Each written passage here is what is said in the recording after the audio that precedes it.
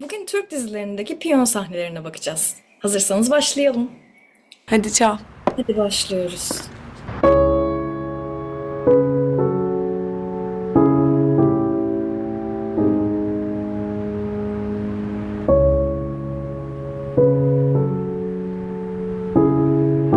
Şimdi çok güzel dublör kullanılmış tabii ki. Ve çok iyi bir piyanist büyük ihtimalle. Keşke kim olduğunu da bilsek. Kendisi izlerse, videoyu görürse, yazarsa çok mutlu olurum. Yıllardır çok merak etmiştim hep kim çalıyor acaba diye. Çünkü gerçek piyanist kullanılmış. Evet, Chopin'in Nocturne'ü, Do diyez minör. Çok bilindik bir eser.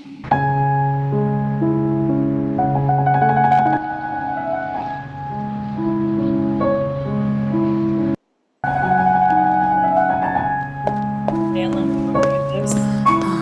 Ah,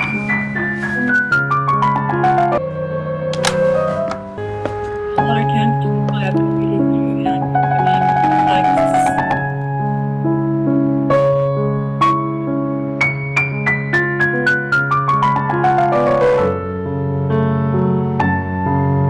O hareketi yaparken arkadaşlar yani o hareketi yaparken var ya o kısmı çalarken sağda çalıyoruz. Ve sol elimiz de burada. Şimdi göstereceğim birazdan. Yani sola bakamayız. Çünkü aksiyonda olan taraf sağ el. Ya hiç bakmasın tavana baksın öyle transtaymış gibi çalsın. Ya da sola bakmasın yani. Kıvanç buna dikkat etmeliydin ya. Bilemedim. Çok şey bekliyoruz belki ama şimdi orayı gösterelim. Hemen açalım piyanomuzu. Şimdi şöyle geliyor değil mi?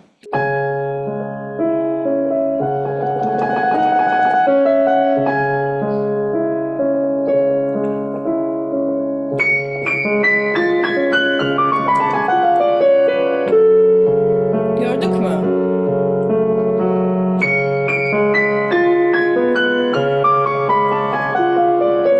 Yani burada sol ele bakmak gerçekten hem bir risk hem de ya doğal değil yani bunu düşünün.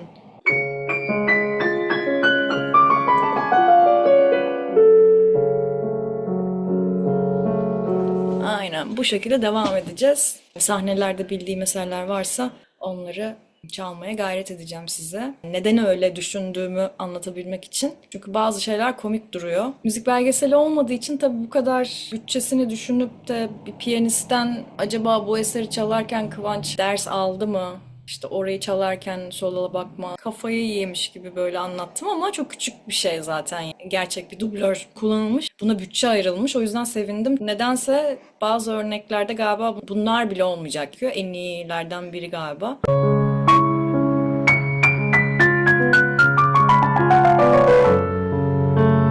Olmaz yani. Bir de böyle yeah yapıyor. You rock boy falan. Tamam bunu ayrı.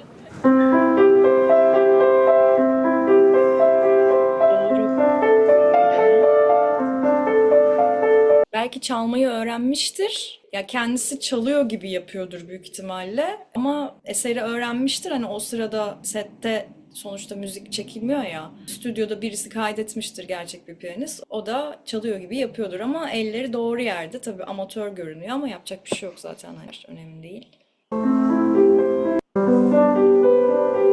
Yine kendinden geçerken. Oğlum sen Böyle kendinden geçer. Bu doğru bu arada var yani. Ben de konserlerde bazen tavana bakıyorum. Allah'ım ben burada neden buradayım falan diye baktığım zamanlar da oluyor. Bazen de müzikten ay çok güzel şu an deyip kendimden geçtiğim de oluyor. Hani ikisi de oluyor. Sahneye göre değişiyor ama burada böyle bir şey var. Yani kendinden geçebilir. yandın ben sana söyleyeyim. Evet, doğru bastı. Sonunu da doğru bastı gördüğümüz gibi.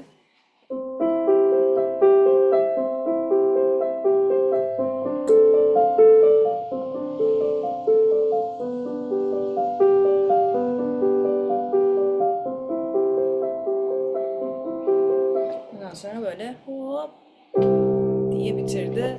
Doğru yerde bitirdi.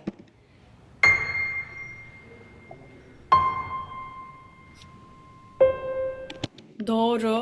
Güzel çalışılmış. Bunu da izlediğimde zaten çok beğenmiştim. Kendisi piyano çalıyor mu Mehmet Günsür bilmiyorum ama yani çok iyi taklit etmiş ya da dublör mü var artık ellerde bilmiyorum ama bunu baştan sona çok sevmiştim.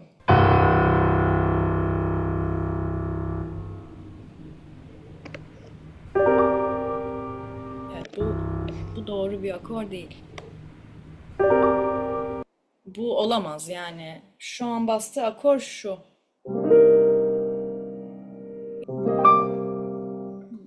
Bu duyuyoruz ama elleri bunu gösteriyor. Bir daha izleyelim. Şu oktavı duyuyor muyuz? Ama bu ses geliyor. Yapabilirdi. Ya da genelde böyle yapılır. Burada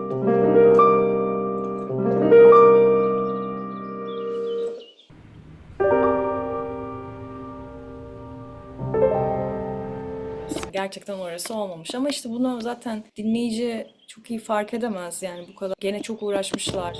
Çok beğenmiştim. Gaza geliyor.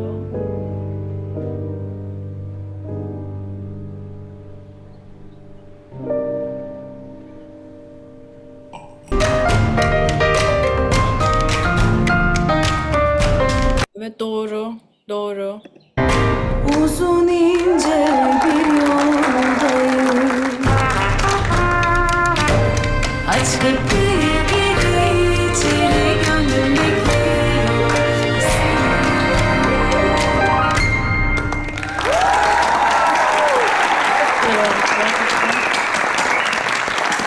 Gerçekten çok güzel bir sahneydi. Bunu izlediğimde hoşuma gitti. Böyle bir müzik aşkı, herkes oradan çıkıyor.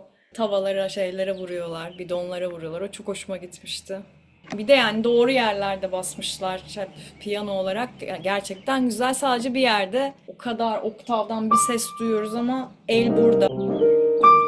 Arada çok büyük bir oktav var ve kulak onu seçiyor yani. Orada o notayı duymak istiyor insan. Yapacak bir şey yok. Çok pimpirikli duyuluyor belki ama işte bu da benim gözümden, bir piyanistin gözünden olduğu için bu küçük detaylar bazen komik durabiliyor. Evet, diğerine geçiyoruz.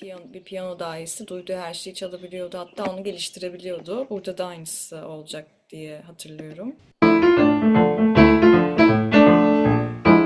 Evet, el yeri doğru yerdeydi.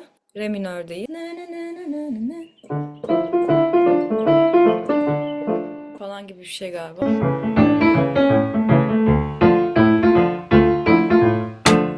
Evet, doğru gözüküyor. Şimdi biraz daha bakalım. Doğru. Evet, el doğru bir dublör kullanılmış. Kesinlikle eminim. Eğer bu oyuncumuz eğer kendi piyano çalmıyorsa doğru minördeler.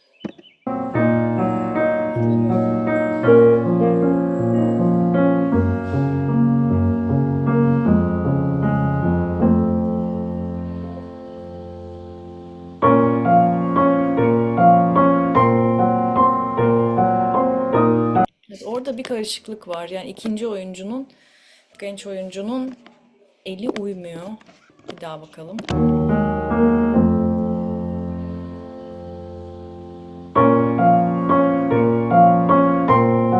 O sırada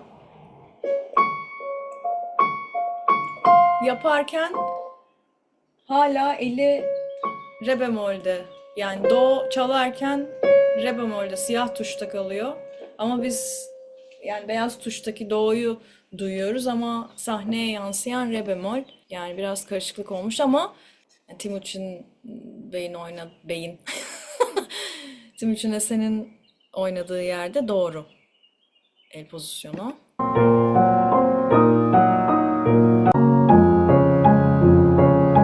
Burada da kaymış bir şeyler.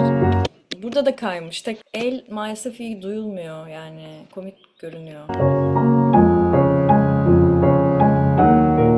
Hayır bir de şey hani slow motion olsa o senkron kaymalarını anlarım. Hani orada bir huşu içerisinde slow motion falan o hiç sorun olmuyor. Zaten onu büyük ihtimalle Yani make-up'lamak için, onu saklamak için slow motion da yapıyorlar genelde piyano sahnelerinde. Ama bu slow motion da değil yani gördüğüm normal canlı olarak çalıyormuş gibi yapıyorlar.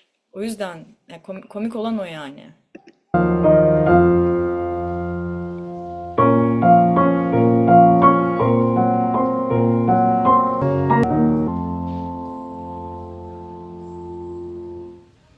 Ne yapalım?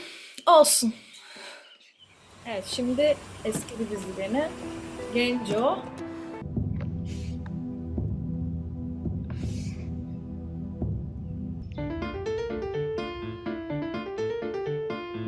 Evet, bu çok komik. Gerçekten hiçbir senkron yok. Bütçe ayrılmamış. Yadırgamıyorum. Sadece bütçe kısıtlıdır. Çok da aşırı ses getiren bir dizi de değildi galiba. Seviyordum ben küçükken izlerdim piyanolu olduğu için, merak ettiğim için. Ama bayağı kötü görünüyor. Çok amatör görünüyor bu sahne.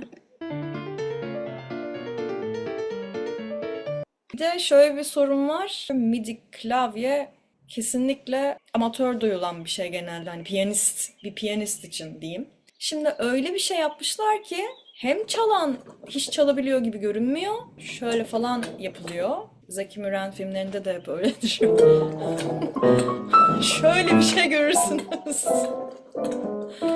Hem de gelen ses böyle ototune'lanmış ses gibi yani o işte MIDI ses dediğimiz gerçek duyulmayan böyle bir sinyal gerçekten kötü duyuluyor. Büyük ihtimalle bütçesizlik çünkü bu kadar olmaz yani bu kadar kötü çok kötü. Herhalde buna sıfır vereceğiz galiba. Sonra sıralayacağız birazdan. Buna sıfır vereceğimizi düşünüyorum.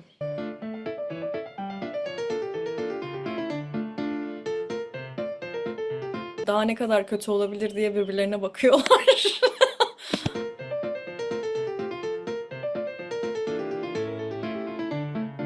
Gerçekten korkunç. Daha fazla izleyemeyeceğim. Çok özür dilerim. Şimdi Payitaht Abdülhamit Kim çalıyor?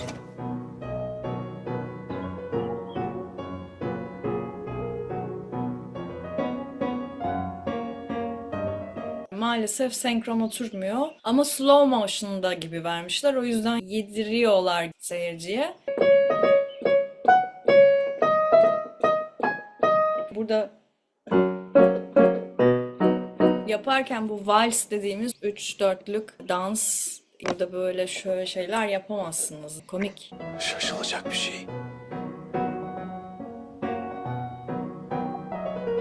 Hasan, Ne diyeyim? İyi değil. Bütçe ayrılmamış. Ben kim oluyorsam pis yedili. Piyano çalmayı aramızda bilen biri var mı? Hakan Aysev giriş yaptı.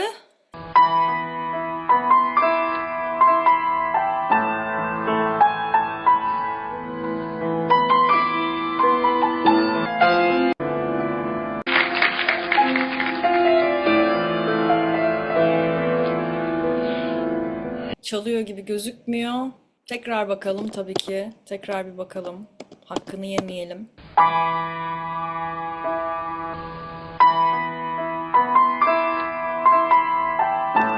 Ha okey çalıyormuş. Tamam. Çalıyor ama kötü çalıyor. Hatalı çalıyor diyelim. Daha iyi bilmiyor henüz.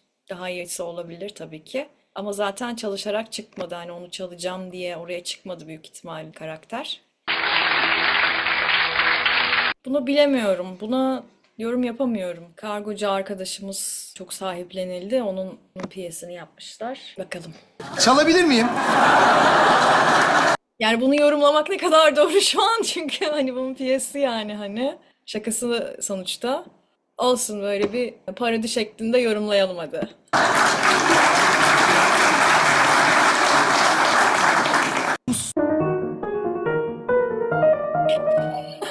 Güzel yapıyor ya. Güzel yapıyor. Evet şaka yapıyorum tabii ki. Hiçbir şey ezberlenilmemiş, ona çalışmamış. Düğmelere basacak yani yakında. Bunu yaparken burada böyle bir şeyler yapıyor olması gerçekten komik duruyor ama dediğim gibi bunu kale alamıyorum çünkü gerçekten onu kastetmiyorlar yani. Burada yapılan şaka farklı.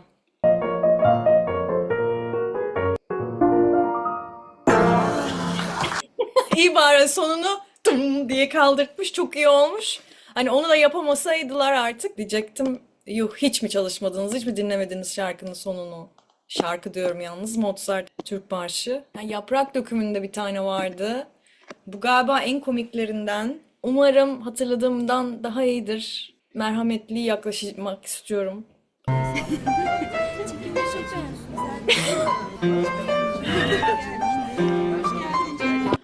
Yok. Yani buna da yorum yapamayacağım. Hiç bütçe ayırmamışlar. Niye olmuyor yani? Bunlar neden yapılmıyor acaba? Yani konservatuarda okuyan o kadar çok piyano öğrencisi yetenekli, hem de oyunculuğa yetenekli öğrenciler vardır, belki ikisini birden hani kotaracak. Orada zaten küçük bir rolü var adamın. Ajanstan o adamın yerine atıyorum piyano çalan bir oyuncu koysalarmış. Yani bu kadar da olmaz diyor insan ya. Bu bölümü izlerken gerçekten çok gülmüştüm. Hatta bu bölümlerden sonra bırakmıştım galiba. Ciddiye alamıyorum. Ciddiye alamıyorum. Olmaz. Olmaz. Yardım ediyorum. Yardım ediyorum. Yardım ediyorum. Ya hem zaten çalamıyor gibi gösteriyorlar. Hem çalmıyor gerçekte de. Hem gelen ses. Bebek elini böyle hani deniyormuş gibi, hani keşfetme dönemindeymiş gibi yapıyor. Ses öyle geliyor. Hem de çalarken böyle gene böyle bir şeyler oluyor. Ya olmamış arkadaşlar, olmuyor yani. Birazcık daha özen gösterelim ya. Ciddiye alamıyoruz sonra. Benim gibi bir sürü arkadaş var yani, bunlara takılıyoruz.